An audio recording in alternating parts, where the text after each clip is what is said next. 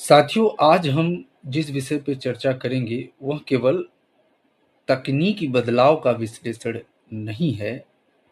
यह शिक्षा के मूल अधिकार, समाजशास्त्र और अवसरों की समानता से जुड़ा गंभीर प्रश्न है। बीते कुछ दशकों में शिक्षा ने तेजी से डिजिटल रूप धारण किया। कंप्यूटर शिक्षा, ऑनलाइन लेक्चर, ई-बुक्स और डिजिटल लाइब्रेरी। यह परिवर्तन अवसरों का द्वार खोलता है, लेकिन इसके साथ ही समानता का संकट भी उत्पन्न करता है। सवाल यह है, क्या हर छात्र इस डिजिटल क्रांति का हिस्सा बन पा रहा है, या केवल कुछ ही इसके लाभ उठा रहे हैं? आज का व्याख्यान इसी प्रश्न का गहन विश्लेषण है।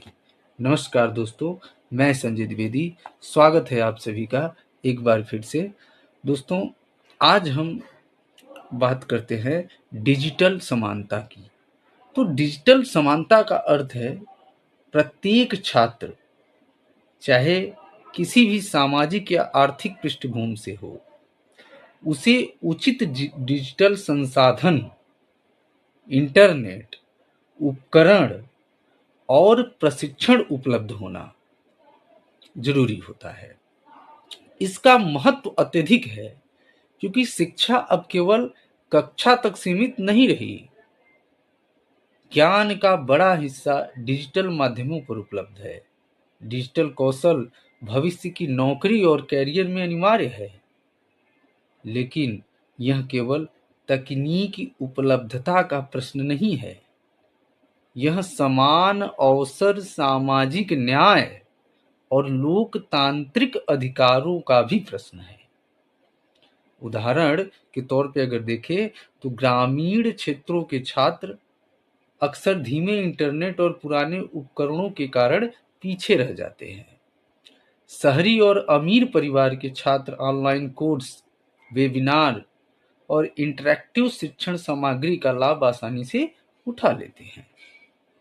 अगर हम डिजिटल अंतर की बात करें तो डिजिटल अंतर वह स्थिति है जब छात्रों के बीच तकनीकी और ज्ञान संबंधी संसाधनों का असमान वितरण होता है। अगर हम इसके कारण की बात करें, अगर हम आर्थिक कारण की बात करें तो कंप्यूटर, टैबलेट, स्मार्टफोन और तेज इंटरनेट की महंगाई है ना।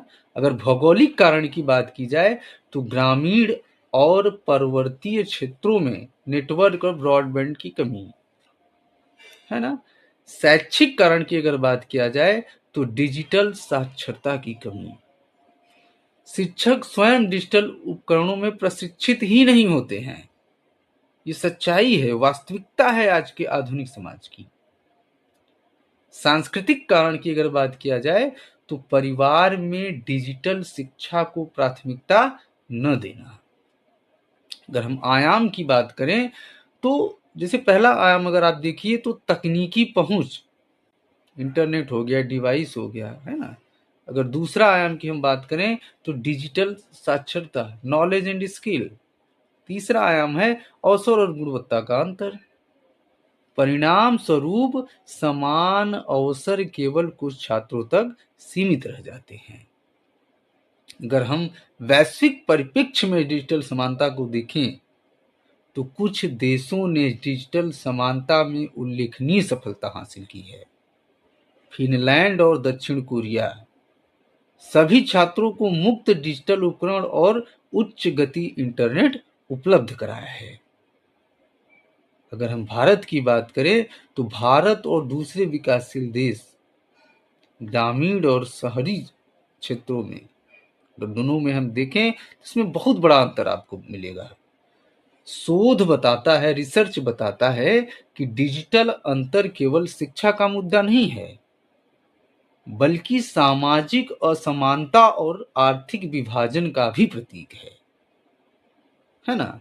अगर हम शिक्षा में डिजिटल उपकरणों का अगर प्रभाव देखें तो डिजिटल उपकरण शिक्षा को कई तरह से प्रभावित कर रहे हैं।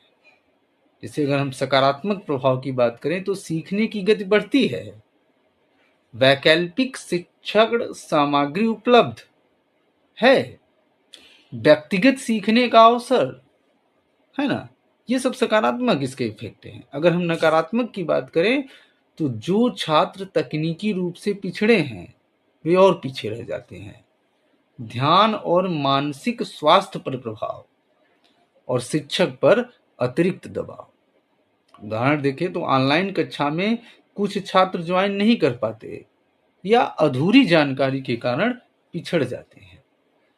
अगर हम डिजिटल शिक्षा और सामाजिक न्याय की बात करें तो शिक्षा का मूल उद्देश्य केवल ज्ञान देना नहीं बल्कि समान अवसर और सामाजिक न्याय सुनिश्चित करना है। डिजिटल अंतर इस सिद्धांत को चुनौती देता है। यदि केवल अमीर और शहर के छात्र डिजिटल शिक्षा में आगे बढ़ेंगे तो शिक्षा का उद्देश्य बिल्कुल अधूरा रह जाएगा। इसलिए आवश्यक है कि नीतिगत हस्तक्षेप, उपकरण और प्रशिक्षण का वितरण और शिक्षक और छात्र की डिजिटल साक्षरता होना जरूरी है। अगर हम इसके समाधान पॉलिसी और सुझाव की थोड़ा सा बात कर लें तो इसमें सरकारी पहल जो करनी चाहिए उसमें ग्रामीण क्षेत्रों में इंटरनेट की सुविधा करानी चाहिए। स्कूलों में डिजिटल उपकरण का वितरण होना चाहिए। अगर हम शैक्षिक प्रशिक्षण की बात करें तो शिक्षक प्रशिक्षण कार्यक्रम के साथ साथ छात्र डिजिटल कौशल की कार्यशाला होनी चाहिए। अगर सामुदायिक पहल की बात किया जाए तो स्थानीय पुस्तकालय और डिजिटल सेंटर एवं सामूहिक शिक्षा परियोजनाएं जैसे पहल जो है सामुदायिक स्तर पे करना चाहिए। अगर शिक्षा की मॉड्यूलर प्रणाली की बात किया जाए तो छोटे डिजिटल मॉड्यूल या ऑफलाइन और ऑनलाइन मिश्रित पाठ्यक्रम, इन उपायों से डिजिटल अंतर को कम किया जा सकता है और समान अवसर सुनिश्चित किया जा सकता है।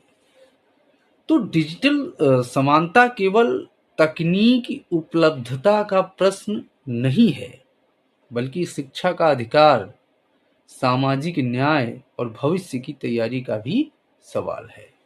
यदि हम इस अंतर को नहीं कम करते तो डिजिटल शिक्षा केवल कुछ छात्रों तक सीमित रह जाएगी। शिक्षा तभी पूर्ण होती है जब सभी छात्र को समान अवसर प्राप्त होता है। तो दोस्तों, कैसा लगा आज का वीडियो? अपनी प्रतिक्रिया कमेंट के माध्यम से जरूर दीजिएगा।